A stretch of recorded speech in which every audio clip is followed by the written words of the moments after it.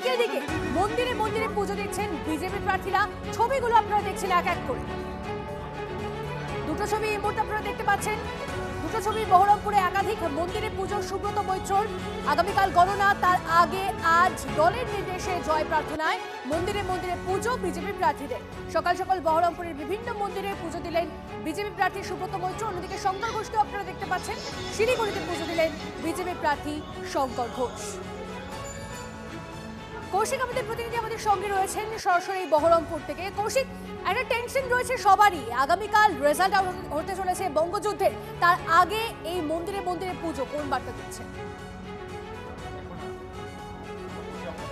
দেখো, একদমই সুব্রত মৈত্র বহরমপুরের যিনি বিজেপি প্রার্থী, সকাল থেকে কিন্তু মন্দিরে মন্দিরে পুজো দিতে শুরু করেছেন। আগামীকাল ফল ঘোষণা, তার আগেই তিনি কিভাবে দেখছেন, কেমন কিরকম লাগছে, মানে কতটা আশাবাদী কালকের দিন, কতটা চিন্তা? না দেখুন, এই পশ্চিমবঙ্গে 15 বছর ধরে যেভাবে ভারতীয় জনতা পার্টির কর্মীদের মারা হয়েছে, খুন করা হয়েছে, বাড়িঘর পুড়িয়ে দেওয়া হয়েছে, ধানের গোলা জ্বালিয়ে দেওয়া হয়েছে, পার্টির লোকদের বাদেও সাধারণ মানুষকে জ্বালিয়ে পুড়িয়ে খাঁক করে দিয়েছে এই পশ্চিমবঙ্গকে।